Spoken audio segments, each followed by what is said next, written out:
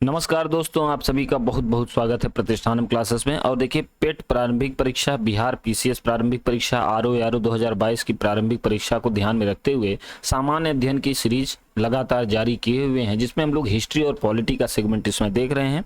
आइए, संविधान के परिचय में हम लोगों ने भारतीय राज्य व्यवस्था में संविधान का परिचय हम लोग देख रहे थे, और उसके आगे हम लोग अब बढ़ेंगे, जिसमें हम लोगों ने अभी तक समितियों से संबंधित चीज़ों को डिस्कस कर लिया था। आइए अब समितियों की बात करते हैं। समितियों में जो महत्वपूर्ण समिति है, जैसे परिचय के तौर पर हम लोगों ने देखा था कि संघ संविधान समिति के अध्यक्ष कौन थे, प्रांतीय संविधान समिति के अध्यक्ष कौन थे। इस तरह से हमने झंडा समिति के अध्यक्ष को देखा था, मूल अधिकार संबंधी समिति के अध्यक्ष को देखा था। अब आगे बढ़ते हैं, प्रारूप समिति की बात करते हैं, जो कि महत्वपूर्ण है। देखिए, चूंकि समितियों में केवल यही समिति है जहां से गहराई से प्रश्न बनता है, तो देखिए एक समिति बनाई गई जिसका नाम था प्रारूप समिति। इसी को हिंदी में कहते हैं पांडुलिपि समिति, या इसी को हिंदी में एक अन्य नाम से जानते हैं, इसको कहते हैं मसौदा समिति। तो कभी भी ऐसे प्रश्न आ जाए भाई तो कंफ्यूज मत होइएगा, ये सारी समितियों का एक ही नाम है जिसको प्रारूप समिति के नाम से आप जानते हैं। इसी को इंग्लिश में कहते हैं ड्राफ्टिंग कमेटी। तो एक कमेटी ऐसी बनी जिसका काम केवल ये देखना था कि भैया संविधान का प्रारूप कैसा होगा, संविधान की ड्राफ्टिंग कैसी होगी, और उसी के अध्यक्ष बनाए गए बी आर अम्बेडकर। महत्वपूर्ण तथ्य यहाँ पर यह है कि प्रारूप समिति का गठन कब हुआ, 29 अगस्त 1947 को। इंपॉर्टेंट फैक्ट है, इसको याद कर लीजिएगा, नोट डाउन कर लीजिएगा कि 29 अगस्त 1947 को प्रारूप समिति का गठन हुआ था। इसमें कुल कितने सदस्य थे तो याद रखिएगा 7 सदस्य थे, इंक्लूडिंग बी आर अम्बेडकर। मतलब बी आर अम्बेडकर को शामिल करते हुए प्रारूप समिति में 7 सदस्य थे। ये बात आपको पता होनी चाहिए, ठीक है। याद रखेंगे कि बी आर अम्बेडकर का निर्वाचन जो है वो बंगाल प्रांत से हुआ था, लेकिन विभाजन के कारण वह क्षेत्र पूर्वी पाकिस्तान में चला गया, जो आज बांग्लादेश है। इसलिए डॉक्टर अम्बेडकर का पुनः निर्वाचन बंबई से हुआ। तो ऐसे प्रश्न अगर आपसे पूछे जाए तो आप इसका उत्तर दे सकते हैं कि पहले डॉक्टर अम्बेडकर का निर्वाचन कहां से हुआ था, बंगाल से। उसके बाद पुनः निर्वाचन उनका कहां से हुआ, बंबई से। तो ये चीजें थोड़ा ध्यान में रखेंगे। अब आइए प्रारूप समिति को थोड़ा डिटेल में समझने का प्रयास करते हैं कि प्रारूप समिति के सदस्य कौन कौन से थे। तो हमने देखा 7 सदस्य थे। तो एक तो हो गया बी आर अम्बेडकर, एक हो गए एन गोपाल स्वामी अयंगर, एक हो गया अल्लाद कृष्णस्वामी अय्यर, एक हो गया के एम मुंशी, एक हो गए मोहम्मद सादुल्ला, एक हो गए माधव राव, और एक होंगे कृष्णमाचारी। अब देखिए, अगर गहराई से कोई प्रश्न बनेगा, जैसे प्रश्न ऐसे पूछ सकता है कि निम्न में से कौन से सदस्य प्रारूप समिति में शामिल नहीं थे। जैसे हम लोगों ने देखा था ना, कैबिनेट मिशन, याद होगा, मैंने आपसे बताया था कि निम्न में से कौन सा ऐसा सदस्य था जो कैबिनेट मिशन में शामिल नहीं था। तो ये प्रश्न लगातार, अभी यूपीएससी 2020 का कोई एफकैट का पेपर था, वहां भी ये प्रश्न, यही प्रश्न पूछा गया था। तो लगातार ये प्रश्न, अगर ईपीएफओ का पेपर आप लोगों ने देखा होगा तो वहां भी ये प्रश्न पूछा। मतलब अभी भी लेटेस्ट पैटर्न की भी बात करें तो ये प्रश्न लगातार पूछे जा रहे हैं, इसलिए इनको ध्यान देंगे। आइए ट्रिक की थोड़ा सा बात कर लें। तो हमारी हिंदी जो वर्णमाला है कहां शुरू होती है, अ से। तो अ से एक आदमी हो जाएंगे अय्यर, अ के बाद क्या आएगा, आ, तो एक शब्द हो जाएंगे, एक व्यक्ति हो जाएंगे आयंगर, अय्यर आयंगर। अब अंग वाली बिंदी देखिए यहां पर है, तो एक नाम होगा अंग वाली बिंदी से, वो हो जाएंगे मुंशी, के एम मुंशी साहब। अब कहेंगे भाई भारत जो है वो सेकुलर कंट्री है, तो मुस्लिम को भी शामिल करिए। तो एक मुस्लिम इसमें शामिल हो जाएंगे, उनका नाम होगा सादुल्ला।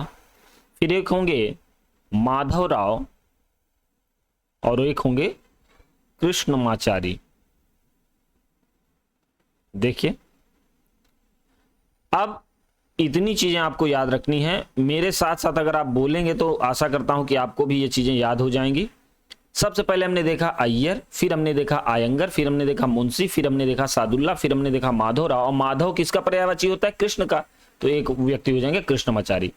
तो देखिए, अय्यर, आयंगर, मुंशी, सादुल्ला, माधव राव, कृष्णमाचारी। अब माधव राव कब आए, यहां पर देखिए बीएल मित्र साहब ने स्वास्थ्य कारणों से इस्तीफा दे दिया था।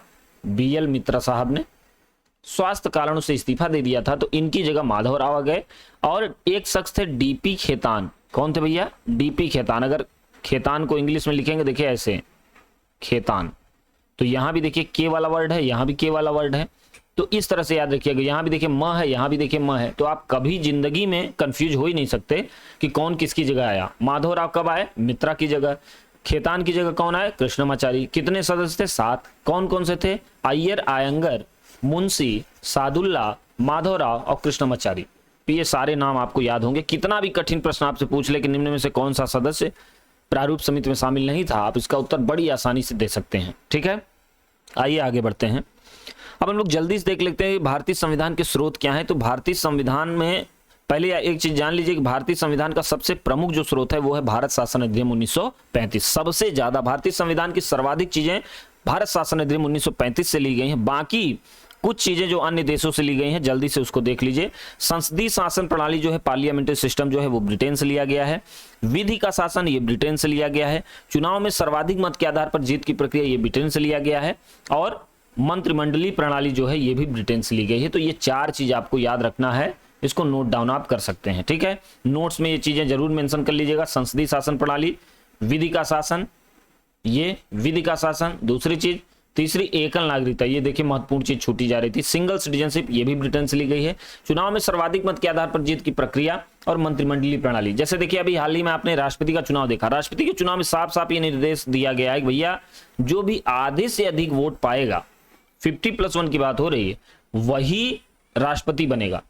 जबकि अभी देखिए मुख्यमंत्री का भी चुनाव आपने देखा उत्तर प्रदेश में, वहां पर क्या है, आधे से अधिक वाला क्राइटेरिया था क्या? बिल्कुल नहीं था।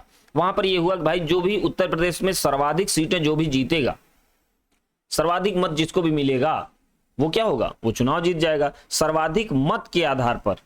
अब जैसे देखिए कहीं पर मान लीजिए कि आबादी है, मान लीजिए कि 1 लाख, 1 लाख का ये मतलब नहीं कि जो 50,000 पाएगा वो जीत जाएगा, नहीं, ऐसा नहीं। अगर कोई मान लीजिए 10 लोग लड़े हैं और कोई एक आदमी मान लीजिए पा गया है 22-23,000 वोट, बाकी सब लोग 20,000 के अंदर हैं, तो ये 22,000 वाला क्या होगा, चुनाव जीत जाएगा। लेकिन क्या देखिए 1 लाख के अनुपात में अगर आप देखें तो क्या ये जो 22,000 है, क्या ये पासिंग मार्क है? क्योंकि एग्जाम में पासिंग मार्क कितना है, 33%। तो ये समझाने का प्रयास मैं कर रहा हूं कि सर्वाधिक मत के आधार पर जो जीत की प्रक्रिया है वो, जैसे आप देखिए मुख्यमंत्रियों का जब चुनाव होता है, प्रधानमंत्री का जब चुनाव होता है, मतलब लोकसभा का चुनाव जब होता है, विधानसभा का चुनाव होता है, विधानसभा का चुनाव जब होता है, तो आप देखेंगे सर्वाधिक मत के आधार पर जीत की प्रक्रिया, इसको फॉलो किया जाता है। लेकिन राष्ट्रपति के चुनाव में या विधान परिषद के चुनाव में, उपराष्ट्रपति के चुनाव में, वहां पर ये कोटा बेस्ड सिस्टम से चुनाव होता है। तो ये रही बात। आगे बढ़ते हैं, बात करें संयुक्त राज्य अमेरिका की, काफी महत्वपूर्ण है।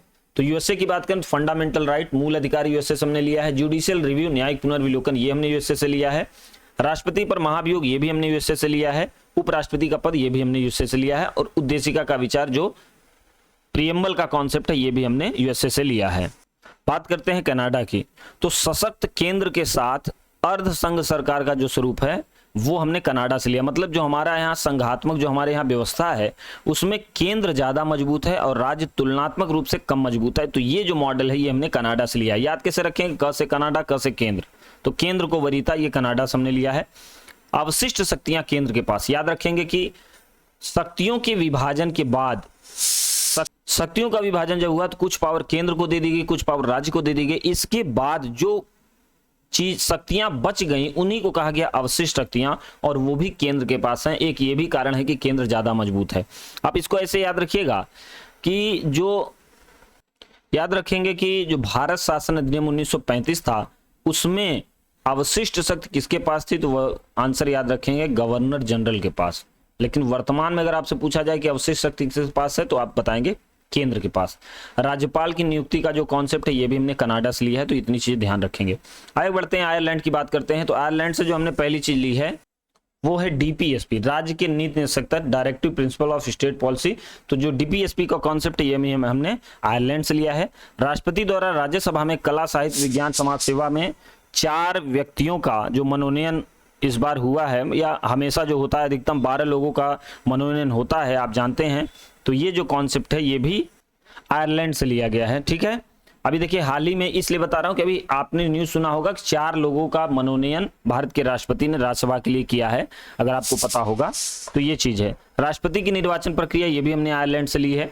दक्षिण अफ्रीका की बात करें, जो संविधान संशोधन का कॉन्सेप्ट ये भी दक्षिण अफ्रीका से। राज्यसभा सदस्यों की निर्वाचन प्रक्रिया ये भी दक्षिण अफ्रीका से है।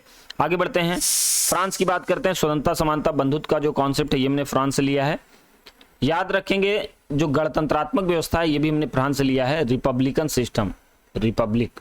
तो भारत कैसी व्यवस्था वाला देश है, लोकतंत्रात्मक देश है ये, साथ में गणतंत्रात्मक भी है। देखिए गणतंत्र उसको बोलते हैं जहां पर किसी भी देश का जो सर्वोच्च पद है, जैसे हमारे यहाँ का सर्वोच्च पद क्या है भाई, राष्ट्रपति का। तो किसी भी देश का जो सर्वोच्च पद है वो भी लोगों के द्वारा चुना जाए, वंशानुगत ना हो, इसको कहते हैं गणतंत्रात्मक व्यवस्था वाला देश। जैसे हमारे यहाँ सर्वोच्च पद किसका है? राष्ट्रपति का। मैं आपसे पूछूं क्या राष्ट्रपति वंशानुगत है, तो आप क्या कहेंगे? बिल्कुल नहीं। राष्ट्रपति का चुनाव होता है, हर 5 साल में राष्ट्रपति का चुनाव होता है। चलिए आगे बात करते हैं ऑस्ट्रेलिया की। तो ऑस्ट्रेलिया से जो हमने लिया है कॉन्करेंट लिस्ट, समवर्ती सूची। जैसे देखिए, एक केंद्र सूची है जिस पर केंद्र नियम बनाएगा, एक राज्य सूची है जिस पर राज्य नियम बनाएगा, एक ऐसी सूची है जिस पर दोनों लोग मिलकर नियम बनाएंगे, उसी को कहते हैं समवर्ती सूची। इसका जो कॉन्सेप्ट है ये हमने ऑस्ट्रेलिया से लिया है। संसद की दोनों सदनों की संयुक्त बैठक, ये भी हमने ऑस्ट्रेलिया से लिया है। और जर्मनी की बात करें तो आपातकाल के दौरान मूल अधिकारों का निलंबन, ये हमने जर्मनी से लिया है। जापान की बात करें तो विधि द्वारा स्थापित प्रक्रिया, ये भी हमने जापान से लिया है। बात करें सोवियत संघ रूस की, तो यहां से हमने फंडामेंटल ड्यूटी लिया है, क्योंकि यूएसए बात करेगा फंडामेंटल राइट की, तो रूस बात करेगा फंडामेंटल ड्यूटी की। और प्रस्तावना जो सामाजिक आर्थिक राजनीतिक न्याय का जो कॉन्सेप्ट है, ये भी हमने सोवियत संघ रूस से लिया है। यहां पर देखिए ऑस्ट्रेलिया, यहां समझिएगा ऑस्ट्रेलिया से हमने क्या लिया है? अच्छा, ये तो हमने देख ही लिया। जापान, ये सारी चीज हम लोगों ने देख लिया। चलिए आगे बढ़ते हैं। संविधान का अधिकांश भाग भारत शासन 1935 से लिया गया है, जैसे न्यायपालिका, कैग, अध्यादेश, लोक सेवा आयोग, आपात उपबंध। तो इतनी चीजें आपको याद रखनी है। आगे जब हम लोग मिलेंगे तो भारतीय संविधान के भाग की चर्चा करेंगे, भारतीय संविधान की अनुसूचियों की बात करेंगे। तो इस तरह से भारतीय संविधान एक परिचय, ये जो टॉपिक है हम लोगों का पूरी तरह से खत्म हो जाएगा। और आपके पेपर का लगभग 1 से 2 प्रश्न आप यहां से एकदम पक्का कर पाएंगे, सुनिश्चित कर पाएंगे। ठीक है, तो हमने इतनी चीजें डिस्कस कर ली हैं। अब आगे फिर मिलेंगे आपसे, तो भारतीय संविधान के भाग और भारतीय संविधान की अनुसूचियों पर चर्चा करेंगे। आशा करता हूं कि आपको वीडियो जरूर अच्छा लगा होगा। पूरा वीडियो देखने के लिए बहुत बहुत धन्यवाद।